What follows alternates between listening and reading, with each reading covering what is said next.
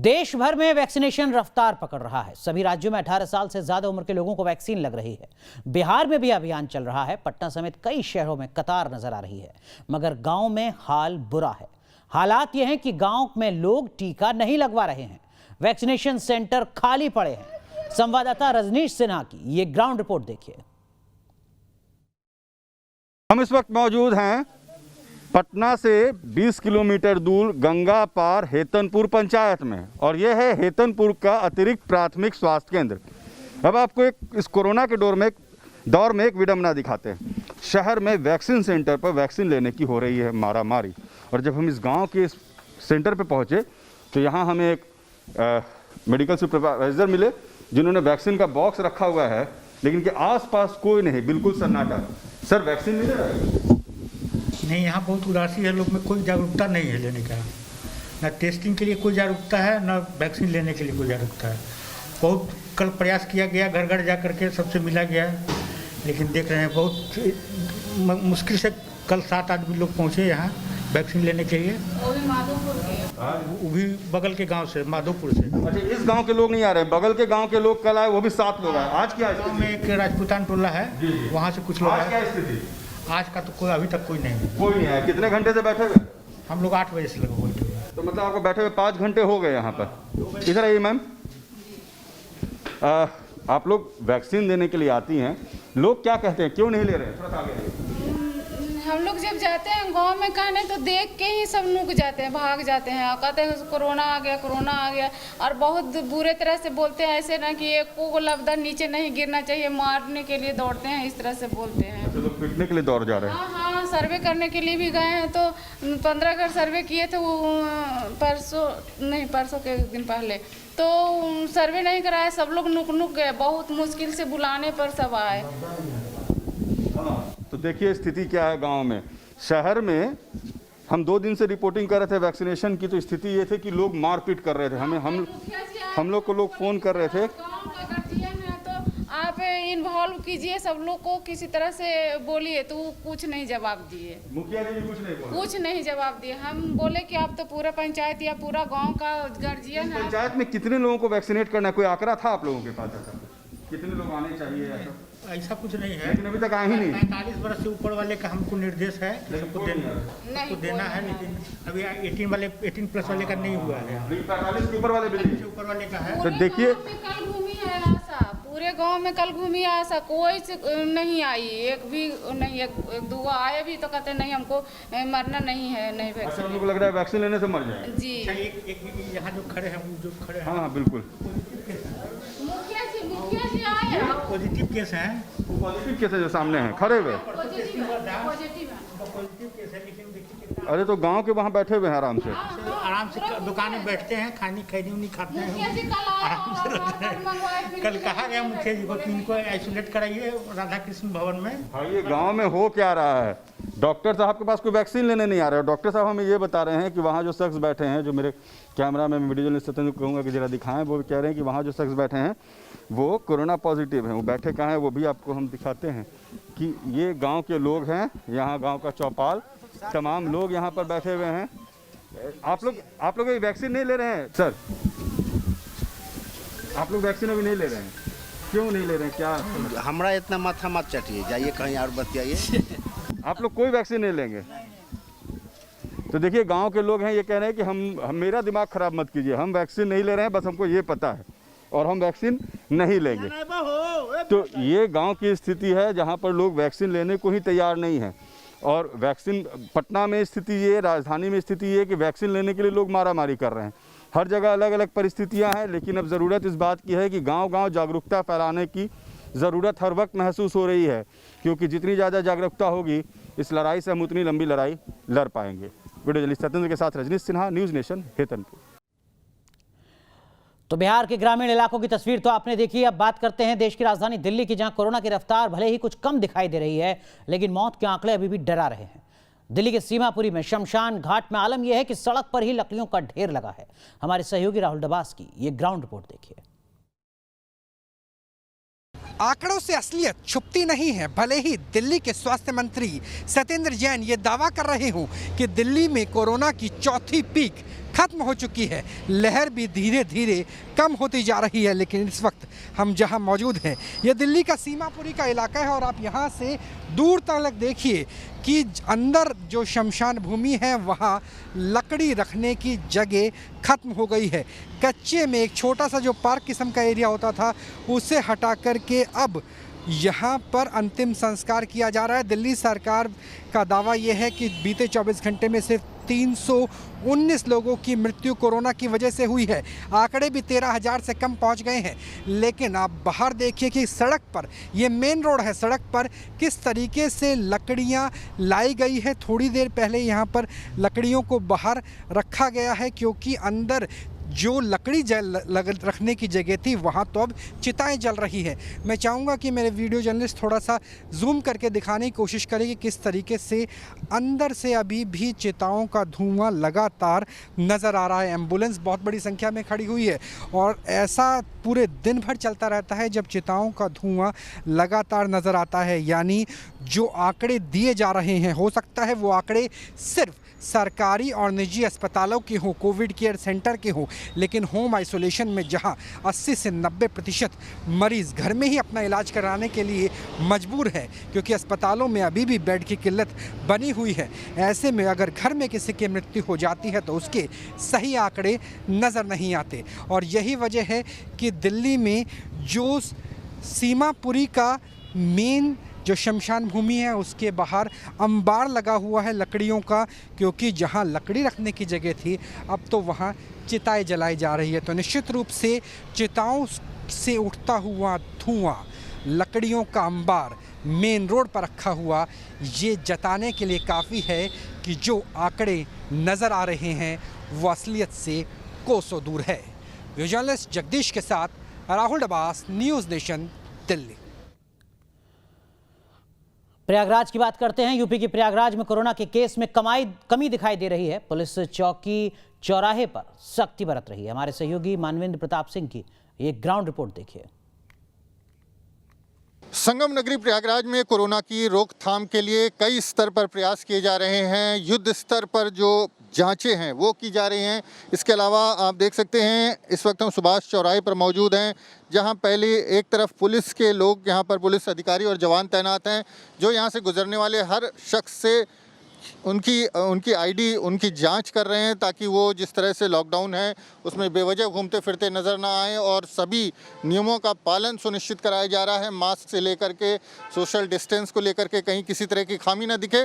और दूसरी तरफ इसी चौराहे पर कोरोना की जांच की टीम भी है जो यहाँ से गुजरने वाले लोगों की कोरोना की जाँच भी की जा रही है। तो लगातार प्रयास किया जा रहा है। सुभाष चौराहे पर हम मौजूद हैं।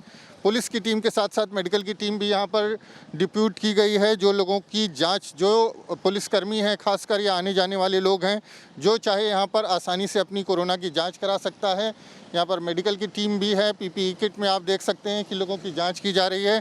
तो कई स्तर पर प्रयास किए जा रहे हैं और इसका नतीजा है कि 236 मामले बीते 24 घंटों में सामने आए हैं। हम जरा सा बात करते हैं, प्रयास करते हैं इनसे बात करने के लिए। ये बताएं कि किस तरह से आपको चौराहे पर जाँच कर रहे हैं, क्या मकसद है?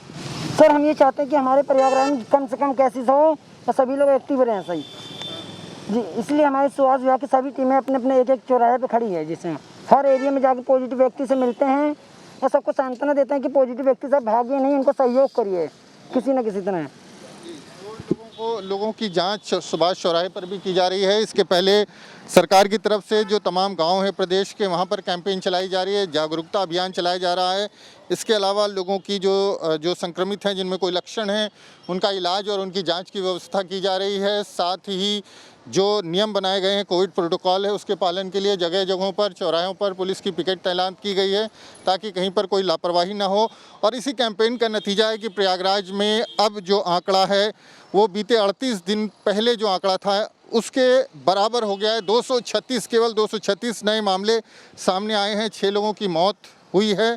तो जिस तरह से प्रयास जारी है, उम्मीद की जा सकती है कि आने वाले दिनों में प्रयागराज को, संगम नगरी प्रयागराज को कोरोना से मुक्ति मिलेगी। और इसी तरह के एग्रेसिव कैंपेन की ज़रूरत है और इसी से कोरोना से पूरी तरह से मुक्त हो सकता है प्रयागराज। वीडियो जर्नलिस्ट विवेक श्रीवास्तव के साथ मानवेंद्र प्रताप सिंह, न्यूज़ नेशन, प्रयागराज। तमिलनाडु की बात करते हैं। तमिलनाडु में कोरोना मरीजों का आंकड़ा लगातार बढ़ रहा है, जिसे देखते हुए सरकार अब ऑक्सीजन बेड की संख्या बढ़ाने में जुट गई है। तमिलनाडु से हमारे सहयोगी श्री प्रपंच की ये रिपोर्ट देखिए। तमिलनाडु में कोविड-19 के केसेस 29,000 तक हो चुके हैं और यहाँ पे दिन ब दिन बढ़ते ही जा रहे हैं। अब तक देखा जाए तो 200 से अधिक लोगों की मृत्यु हुई है। अब देख सकते हैं कि ऑक्सीजन एक बहुत ही इम्पॉर्टेंट चीज़ है और ऑक्सीजन बेड्स इनफैक्ट जो थे बहुत ही कम मात्रा में थे। अब तक जो थे डिमांड और सप्लाई तक सीमित थे, तो डिमांड और सप्लाई दोनों एक समान थे, इसीलिए थोड़ा बहुत यहाँ पे मैनेज किया जा रहा था तमिलनाडु में। मगर अब देख सकते हैं कि दिन ब दिन केसेस बढ़ने के कारण और दिन ब दिन in fact oxygen requirement, oxygen support beds की रिक्वायरमेंट बढ़ने के कारण देख सकते हैं कि चेन्नई के अंदर चेन्नई ट्रेड सेंटर, ये एक मैसिव एक बिजनेस कॉम्प्लेक्स है, इसको कन्वर्ट कर कोविड के लिए एक वार्ड जैसे कन्वर्ट किया है। और ये पूरा आप देख सकते हैं कि ऑक्सीजनाइज्ड है। ऑक्सीजन सपोर्ट बेड्स है यहाँ पे लगभग 800 ऑक्सीजन सपोर्ट बेड्स यहाँ पे लगा रखे हैं। आप देख सकते हैं कि हर एक बेड के पास एक ऑक्सीजन का एक पोर्ट है जहाँ पे एक पेशेंट ऑक्सीजन वहाँ से प्राप्त कर सकता है। तो यहाँ पे देख सकते हैं कि पूरे तमिलनाडु में 12,500 ऐसे बेड्स यहाँ पे तैयार किए गए हैं। सिर्फ चेन्नई में ही ट्रेड सेंटर के अंदर आप देख सकते हैं कि एक मैसिव बेड यहाँ पे लगा रखा है कि हम आपको टॉप शॉट दिखा रहे हैं कि जहाँ पे पूरी तरह सिर्फ बेड ही बेड आपको नज़र आएंगे। आप देख सकते हैं कि लगातार ऐसे कई सारे कॉम्प्लेक्सेस क्रिएट किए जा रहे हैं और वो भी ऑक्सीजन सपोर्ट के साथ, क्योंकि अब रिसेंट टाइम्स में देखा गया था कि ऑक्सीजन सपोर्ट के लिए कई सारे मरीज़ यहाँ पे कई सारी दिक्कतों की सामना कर रहे थे। तो इसीलिए तमिलनाडु सरकार ने अब 12,500 बेड्स अभी इनिशियली इनफैक्ट लॉन्च किया है और साथ ही साथ अगले फेस में एक और 12,500 बेड्स यहाँ पे उपलब्ध कराए जाएंगे पूरे तमिलनाडु में। तो इसके लिए आप देख सकते हैं कि बाहर ही एक ऑक्सीजन प्लांट भी है और वहाँ से इन सभी पेशेंट्स को ऑक्सीजन उपलब्ध कराई जाएगी। तो देख सकते हैं कि तमिलनाडु सरकार पूरी तरह इनफैक्ट इंफ्रास्ट्रक्चर को डेवलप करती ही जा रही है ताकि यहाँ पे जो पेशेंट्स हैं उनको सभी प्रकार की सुविधा यहाँ पे उपलब्ध कराई जाए। वीडियो जर्नलिस्ट पारसारथी के साथ श्री प्रपंच, न्यूज़ नेशन, चेन्नई। और अब बात कर्नाटक की, जहां 24 घंटे में सबसे ज्यादा कोरोना के केस दर्ज किए गए हैं। लेकिन बेंगलुरु में वैक्सीन के रजिस्ट्रेशन को लेकर लोगों में कंफ्यूजन देखने को मिल रहा है। हमारे सहयोगी यासिर मुश्ताक की ये रिपोर्ट देखिए। हम इस समय मौजूद है बेंगलुरु के केसी जनरल सरकारी अस्पताल में और ये जो आप लोगों की लंबी कतार देख रहे हैं ये है 18 साल से 44 साल तक के उम्र के लोगों की। ये पहुंचे हैं यहाँ पर वैक्सीन कराने के लिए। लोगों की कतार आप देख सकते हैं कितनी लंबी है, लेकिन यहाँ पर वैक्सीन सिर्फ 150 ही मौजूद है, यानी कि 150 लोगों को ही वैक्सीन दी जा सकती है। यहाँ पर उत्साह है लोगों में, चाहते हैं कि अब जल्द से जल्द उन्हें वैक्सीन मिले, लेकिन समस्या यही है कि वैक्सीन के डोज बहुत कम है। कुछ लोगों से भी यहाँ पर बात करते हैं, जानने की कोशिश करते हैं।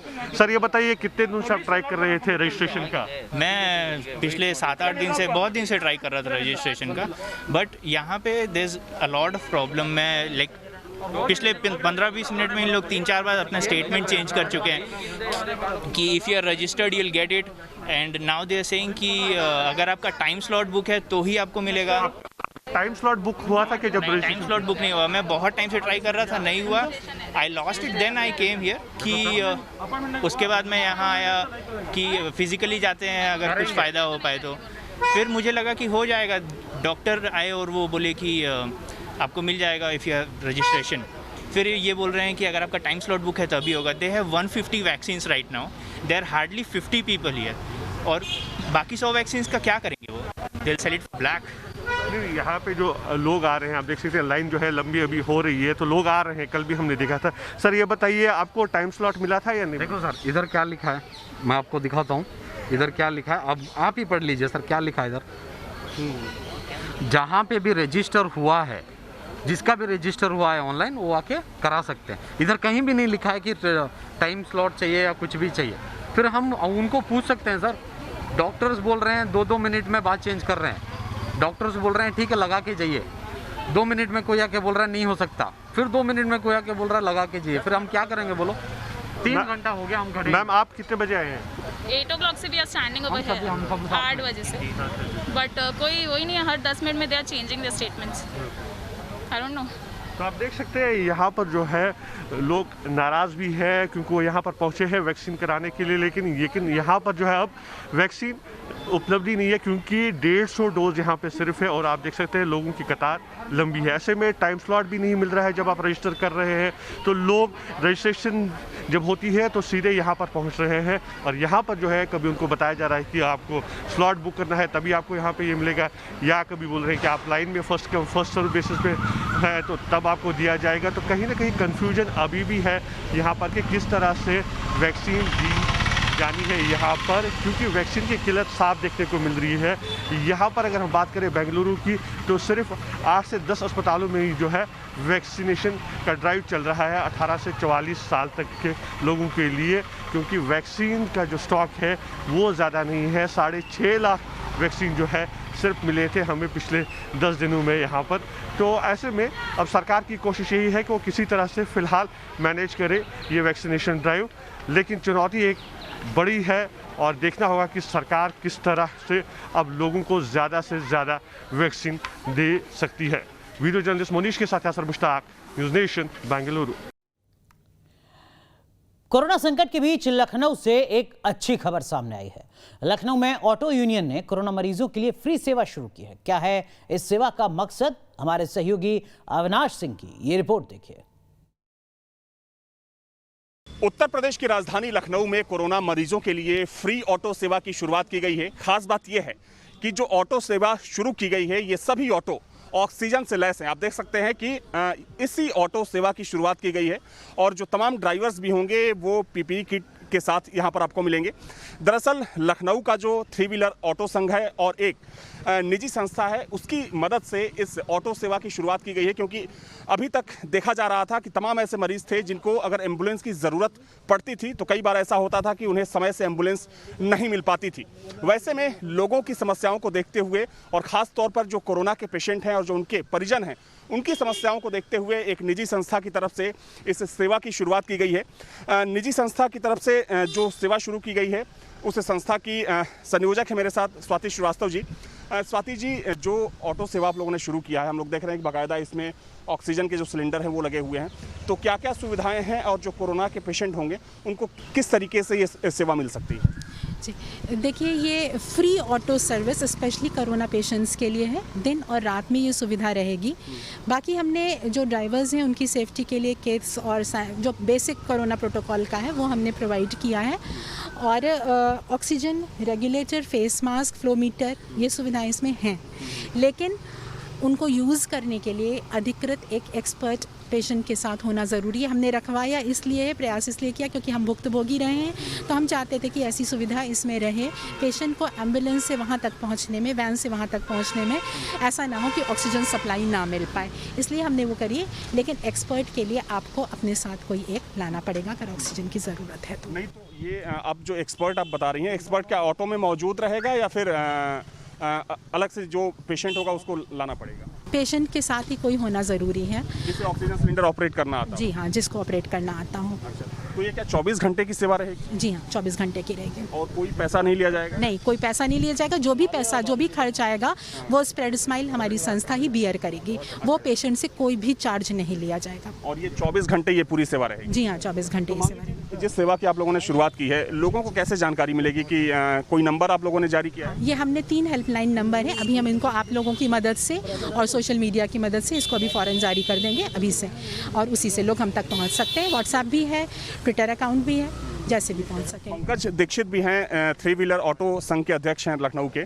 पंकज जी, कितनी ऑटो आप लोगों की तरफ से लगाई गई है? क्योंकि देखा जाए तो इस वक्त चूंकि एक बहुत ही पुण्य का काम है जिस तरीके का आप लोग काम कर रहे हैं, तो कितनी ऑटो की सर्विस आप लोग दे रहे हैं? अभी 5 ऑटो से हम लोगों ने शुरुआत किया है और अगर भविष्य में हम लोगों को सहयोग मिलता है आप सभी से, जनता से, तो हम लोग का प्रयास होगा और ये सर्विस हम लोग अच्छे से प्रोवाइड कर पाते हैं तो हम लोग इसमें संख्या और बढ़ाने का प्रयास करेंगे। ठीक है। तो एक बार फिर से आपको तस्वीर दिखाना चाहूँगा। आप देख सकते हैं कि जिस ऑटो सेवा की शुरुआत की गई है, तकरीबन 5 ऑटो हैं इस सर्विस में। और जैसा कि जिस संस्था के द्वारा इस सर्विस की शुरुआत की गई है, उसकी संयोजक बता रही थी कि जितने भी ऑटो हैं वो सभी ऑटो ऑक्सीजन से पूरी तरीके से लैस होंगे। बाकायदा जो ड्राइवर्स हैं, यानी कि जो ऑटो चलाने वाले लोग हैं, वो भी पीपीई किट से लैस होंगे। और सबसे ख़ास बात यह है कि 24 घंटे ये सेवा जारी रहेगी। इसके लिए बाकायदा एक हेल्पलाइन नंबर भी जारी किया गया है। और उसके माध्यम से अगर किसी कोरोना पेशेंट को एम्बुलेंस की सेवा नहीं मिल पाती है या उसे अस्पताल जाने के लिए कोई साधन या संसाधन नहीं मिल पाता है, तो वो इस नंबर पर कॉल करके इस सेवा का जो ये सेवा है इसका इस्तेमाल कर सकता है। वीडियो जर्नलिस्ट अफरोसन के साथ अविनाश सिंह, न्यूज़ नेशन, लखनऊ। वाराणसी में शराब की दुकान खुलते ही खरीदारों की भीड़ जुटने लगी है। ये रिपोर्ट देखिए।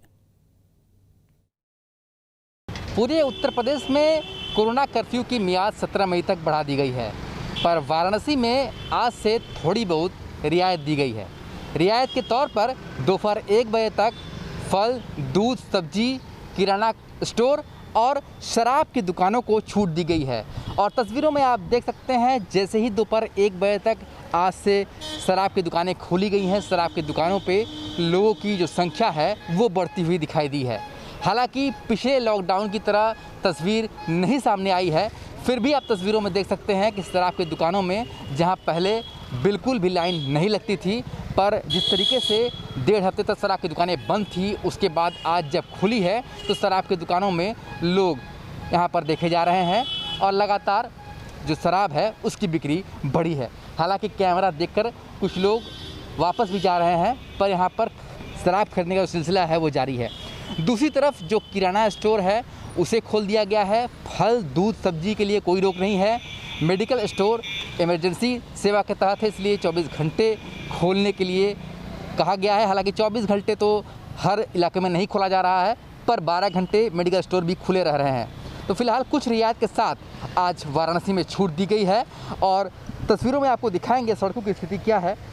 तो सड़कों में भी आप देख सकते हैं कि जैसे लॉकडाउन जैसी स्थिति नहीं है, यहाँ पर लोग अपने ज़रूरत के काम के लिए निकलते हुए दिखाई दे रहे हैं। हालांकि इस समय जो कोरोना का भयावह मंजर दिखाई दिया है, उससे सभी के चेहरे पर मास्क है और लोग कोशिश कर रहे हैं कि कोरोना गाइडलाइन का पालन किया जाए। और यही कारण है कि वाराणसी में कोरोना का ग्राफ तेज़ी से नीचे आता हुआ दिखाई दे रहा है। पर ये तभी और ज़्यादा संभव हो पाएगा जब लोग पूरी तरीके से कोरोना गाइडलाइन का उल्लंघन नहीं करेंगे, बल्कि नियमों का पालन करेंगे। तो फिलहाल वाराणसी में कुछ छूट के साथ लोग फिर से एक बार बाज़ारों में दिखाई दे रहे हैं। वीडियो जर्नलिस्ट विपिन सिंह के साथ सुशांत मुखर्जी। मेरठ में भी शराब की दुकान खुलते ही लोगों की भारी भीड़ उमड़ पड़ी है। मेरठ से हमारे सहयोगी की रिपोर्ट देखिए। कई दिनों बाद खुली शराब की दुकानों पर आज मेरठ में इस तरीके की भीड़ देखी जा सकती है। पुलिस को आना पड़ा है और व्यवस्था बनाने के लिए ये सिविल लाइन थाने की पुलिस यहाँ व्यवस्था बना रही है। देखिए किस तरीके से ये भीड़ उमड़ी भी है और सोशल डिस्टेंसिंग का भी लोगों ने ध्यान नहीं रख रखा। शराब इतनी ज़रूरी है इनके लिए कि 2 गज की दूरी भी इन्होंने नहीं बना रखी है। इनमें से अगर कोई संक्रमित हुआ, आप देख सकते हैं लाइन देखिए। अब पुलिस ही क्या करेगी इसमें? पुलिस इन्हें कह रही है कि सोशल डिस्टेंसिंग बना लो, लेकिन इन्हें दारू की इतनी जल्दी है कि दारू अंदर चली जाए, सोशल डिस्टेंसिंग रहे ना रहे। आप देख सकते हैं पुलिस को किस तरीके से जूझना पड़ रहा है। पेटी की पेटी लोग निकलवा के ले जा रहे हैं, बोतलों की बोतलें निकलवा के ले जा रहे हैं। और 5 दिन से ये शराब खाने बंद थे मेरठ के, लेकिन अब खुले हैं तो ऐसा लग रहा है जैसे कि इन्हें कोरोना की दवाई मिल गई। क्या ये कोरोना की दवाई है आप सब के लिए? कह सकते हैं? देखिए जवाब आया, ऐसा कह सकते हैं, क्योंकि ये दारू ज़्यादा। ये सोशल डिस्टेंसिंग बना लो सर, देख रहे हैं कम से कम हुआ। अच्छा, ये नया शोध आपने किया? नया शोध आपका है? ये ड्रिंक करने वालों को नहीं होगा? ज़्यादातर तो ये देगा जितने मौत हो रही है उसके हिसाब से। ये सबके अपने अपने तर्क साफ कह रहे हैं कि जो ड्रिंक कर रहा है उसको कोरोना नहीं हो रहा, लेकिन ये गलतफहमी है पूरी तरीके से। कोरोना का इससे कोई बचाव नहीं होता, लेकिन लोगों के मन में एक भ्रांति है। और आप देखिए कि इस तरीके से लोग यहाँ सोशल डिस्टेंसिंग मनाने के बाद भी नहीं बन पा रही है। चलिए बात करते हैं हमारे खास शो देश की बहस की, जिसका एजेंडा आप तय करते हैं। और देश की बहस के लिए आज आपने जिस मुद्दे को चुना है वो मुद्दा है कोरोना काल की चुनौतियों के बीच राजनीति किसकी। 74% लोगों ने देश की बहस के लिए इस मुद्दे को चुना है, जबकि बंगाल में लोकतंत्र खतरे में कैसे को 21% वोट मिले और कट्टरपंथियों से कैसे फ्रांस में गृह युद्ध का खौफ वाले मुद्दे को सिर्फ 5% वोट मिले। इसी मुद्दे पर देश की बहस रात 8:28 पर दीपक चौरसिया के